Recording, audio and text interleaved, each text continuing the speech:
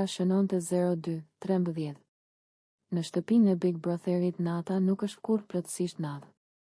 Dritat e zbehta blu rinë ndezur si sy që nuk mbyllen, kamerat lëvizin ngadalë, ndërsa banorët përpiqen të harrojnë se po shihen edhe kur marrin frymë. Klodin, Londrimin dhe Elionën i kishte zënë gjumi në dhomën e madhe. Ishte nga ato net kur lodhja e javës bie mbi trup si batanie e rëndë. Pas një spektakli të gjatë me debate e nominime, askush nuk kishte fuqi as për të folur. Eliona ishte shtrirë në mes, paksa e mbledhur me këmbët e përthyera. Klodi nga ana e djathtë, Londrimi majtas. Një pamje e zakonshme për publikun, shok loje që flen pranë njëri tjetrit pa menduar shumë. Por asgjë në atë shtëpi nuk është kurrë plotësisht e zakonshme. Lëvizja e gabuar. Në gjumë njeriu nuk është më banor, as personazh. Është thjesht trup. Eliona pa vetdije u kthye nga ana tjetër. Një lëvizje e vogël, instinktive. Gjuri i saj u përplas pa dashje pikërisht në vendin më të ndjeshëm të Klodit. Ai u drodh fort.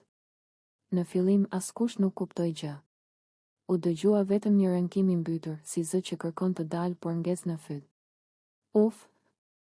Pastaj heshtje. Klodi u përpoq të merrte frymë, por ajri nuk i bindej.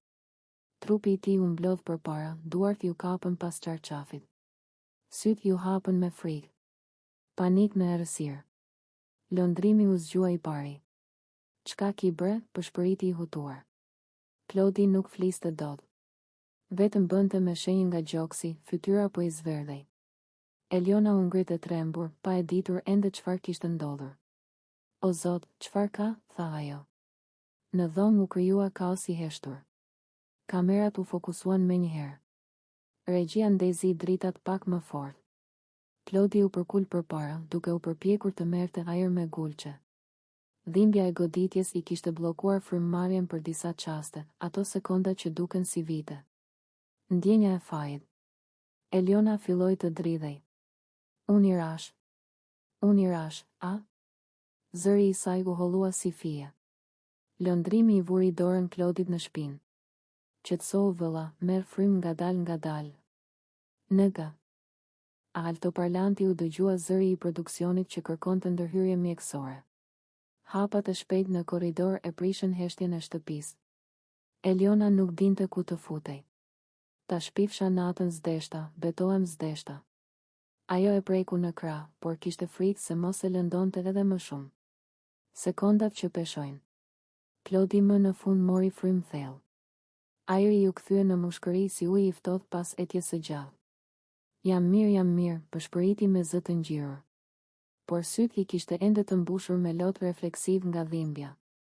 Mjeku i shtëpisë hyri shpejt, e kontrolloi, i bëri disa pyetje të thjeshta. Nuk kishte asgjë serioze, vetëm një goditje e papritur që i kishte marrë frymën për momentin. Megjithatë frika kishte bërë punën e vet. Dhoma që u bë gjyq. Të nesërmen ngjarja u bë tema kryesore. Disa qeshnin me siklet, disa e egzageronin, të tjerë e shihnin si diçka të rrezikshme. Arbeni tha në kuzhinë. Këtu edhe gjumi po u bë sport ekstrem. Mira e qortoi. Mos u tall, njeriu de. Plani që u duk si lojë. Kur dera e madhe e shtëpisë u mbyll pas limit, askush nuk e dinte se sa gjëra ishin lëvizur në prapaskenë. Publiku pa vetëm një eliminim, një përqafim lamtumire dhe lotët e dolces. Por pas atyre pamjeve fshihej një histori tjetër, më e ndërlikuar. Produksioni ishte i kënaqur. Shikueshmëria kishte shpërthyer. Titujt e portaleve vlonin. Limi jashtë buzëqeshte me një qetësi të çuditshme. Ai e dinte se roli i tij nuk kishte mbaruar, përkundrazi, sapo kishte filluar faza e dytë e lojës. Gjithçka shkoi sipas planit, i tha menaxherit sapo doli nga studio. Historia duhet të vazhdoj pa mua brenda. Dolce pas derës së mbyllur. Brenda shtëpisë, Dolce u duk sikur u rrëzua për disa orë. U shtri në krevatin e tij bosh, preku jashtëkun dhe qau sa për sy të kamerave, por edhe pak për vete. Askush nuk e dinte sakt ku mbaronte aktrimi dhe ku fillonte ndjenja. Alba e vështronte nga larg. Mes tyre kishte pasur gjithmonë një tension të heshtur, xhelozi, kurreshtje, një lloj magneti që nuk e pranonin. Atë mbrëmje, kur dritat u zbehen, Alba ju afrua. Je mirë, e pyeti me zë të ullët. Dolce ngriti sytë dhe skuqër. Nuk e di as vetë. Aty nisi gjithçka. Aleanca e padukshme. Pas daljes së limit, dinamika e shtëpisë ndryshoi. Banorët prisnin që Dolce të shuaj, ndërsa Alba të merrte rolin e protagonistës së vetmuar.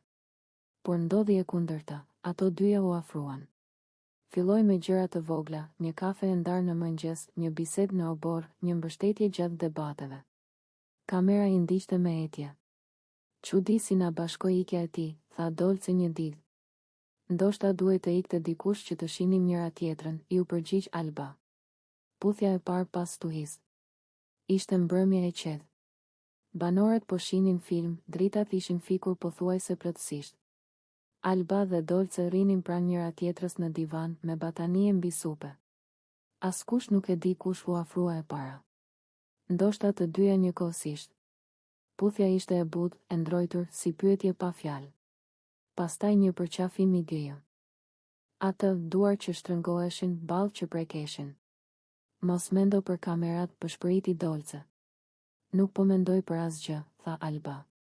Produksioni festonte në heshtje, historia kishte marrë kthesën e ardhë. Marrëveshja e heshtur. Jashtë, Limi e pas skenën me një buzëqeshje të matur. Ai e njihte planin, trekëndëshi emocional duhet të vazhdonte të jetonte edhe pa të. Lëri të rrjedhin gjërat, i kishte thënë produksioni. Publiku do dramë, por edhe ndjeshmëri. Dhe pikërisht këtë po jepnin Alba e Dolce, diçka mes ngushëllimit dhe zbulimit. Afërsia që rritej. Ditët në vijim ato u bën të pandashme. Flinin në të njëjtin krevat, ledhatoheshin si dy shoqe që kërkojnë streh, por edhe si dy gra që po testonin kufijtë e vetes. Ti më qetëson, i tha Alba një natë. Edhe ti mua. Këtu brenda çdo gjë të çmend, i u përgjigj Dolce. Publiku u nda në kampe, disa i quanin çift të guximshëm, disa lojë të kalkuluar. E vërteta rrinte diku në mes. Xhelozitë e shtëpisë. Arbeni nuk e duroi gjë. Dolce e kishte vizatuar Maldiven në mendje shumë kohë përpara se ta thoshte me zë. Ishte bërë si një strehë e fshehtë brenda kokës së saj. Uji i kaltër si xham, rër e bardhë që nuk djeg, shtëpiza druri mbi det dhe një qetësi ku nuk ka kamera, as mikrofon, as zëra që gjykojnë. Një natë, teksa rinin në divanin e sallonit, ajo ju afrua Limit dhe i përshpëriti. Kur të dalim prej këtu, dua të zhdukemi diku larg. Vetëm unë dhe ti. Ai qeshi. Ku? Në hën? Jo. Në Maldive. Fjala mbeti pezull mes tyre si një premtim që kërkonte guxim. Ideja që u bë ëndër. Që nga ajo bisedë, Maldive u bë tema e tyre e fshehtë. Kur të tjerët flisnin për finale, për famë, për projekte televizive, ata flisnin për det, për mëngjese pa alarme, për net ku askush nuk i filmon. Unë do t'i pres biletat, i tha një ditë Limi. Dhurat prej meje. Dolce e pa me sytë që i shkëlqenin. Mos bëj shaka me gjëra të tilla. Unë me zi po pres me dal e me ik. Seriozisht e kam, i u përgjigj ai. 2 javë larg krejt dynjas. Ajo ndjeu një dridhje të ëmbël. Në atë shtëpi ku çdo gjë ishte lojë, për herë të parë diçka tingëllonte e vërtetë. Hartat e imagjinatës. Netëve vonë, kur banorët e tjerë flinin, ata uleshin në obor dhe ndërtonin udhëtimin e tyre me fjalë. Do zgjohemi pa orë, thoshte Dolce. Do pim kafe me këmbët në ujë. Unë do të mësoj të notoj si njëri normal, ja kthente Limi me humor. Ti vetëm di me u zhyt në telashe, që është ajo. Ata nuk kishin asgjë konkrete, vetëm një ëndër që rritej sa herë shtëpia bëhej më e rëndë. Shtëpia që të bën të ikësh. Brenda Big Brotherit gjithçka zmadhohet, xhelozia bëhet stuhi, fjala bëhet armë, heshtja bëhet burg. Dolce e ndjente se po lodhej nga roli i saj. Nuk donte më të ishte vajza provokuese e spektaklit, donte të ishte thjesht një grua që ecën zbathur në rër. Limi e kuptonte pa ia thënë. Ne s'jemi për këtë vend, i tha një mbrëmje. Këtu njerëzit dashurojnë për kamera. Po ne, e pyeti ajo. Ne po duam me ik prej tyre. Dhoma e rrëfimit. Dolce foli hapur para Bigut. Kam një plan kur të dal. Dua të shkoj në Maldive me Limin. të haroj gjithçka. Këtu po më ha ajri. Produksioni e pyeti nëse ishte e sigurt për të. Ajo buzëqeshi. Për herë të parë jam shumë e sigurt. Biletat që ende s'ekzistojnë. Limi filloi ta përmendte para banorëve. Unë sapo të dal, punën e parë kam me i pre biletat. Disa qeshnin, disa e merrnin si strategji loje.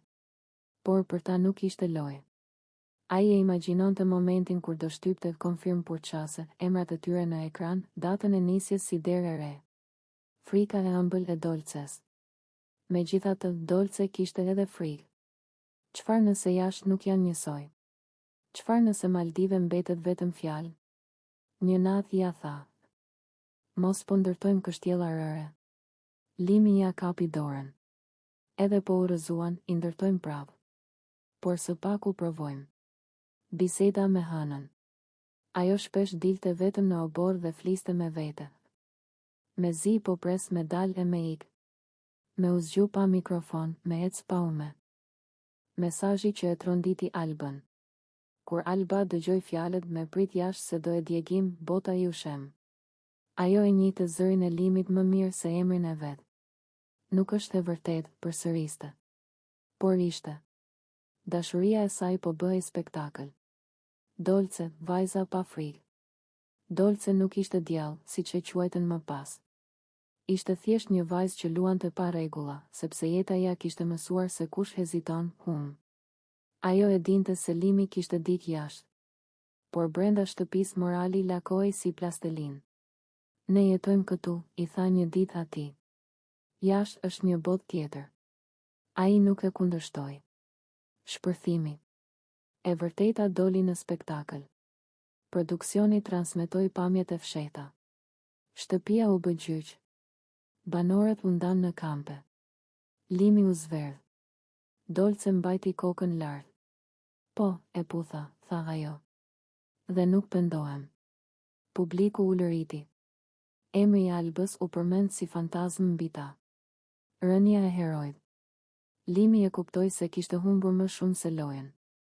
Kishte humbur historinë e tij. Në dhomën e rrëfimit foli me zë të thyer. Nuk jam krenar. U mora nga momenti. Por nuk jam njeri i keq. Fjalë të dobëta përballë një puthjeje të fortë. Dolce dhe zjarri i premtuar. Ajo vazhdonte të sillej si mbretëresh e skandalit. Unë nuk i vjedh burrat, tha para kamerave. Ata vinë vetë. Por në netet e vona, edhe ajo mendonte për pasojat. Zjarri që kishte premtuar po i diqte duart. Dalja e Limit. Kur erdhi dita e eliminimit, ai e dinte se publiku nuk falte. Emri i tij u lexua. Para se të dilte, Dolce ju afrua në korridorin e errët. Mos haro çfarë të thash. Ai e pa gjallë. Ndoshta disa zjarre s'duhet të ndizen kurrë. Ajo buzëqeshi hidhur. Jashtë kamerave. Alba nuk e priti me lule. As me britma. Vetëm me një pyetje. A ja vleti? Limi nuk gjeti përgjigje. Fundi pa filter. Historia e tyre u bë mësim për të gjithë banorët e ardhshëm, se Big Brotheri nuk nxjerr vetëm karakterin, por edhe errësirat. Dolce vazhdoi rrugën e saj pa pendes. Limi mbeti mes dy botëve. Alba mësoi se besimi është më i brishtë se çdo nominim. Dhe publiku e kuptoi se brenda asaj shtëpie nuk fiton më i forti, por ai që del pa e tradhtuar veten.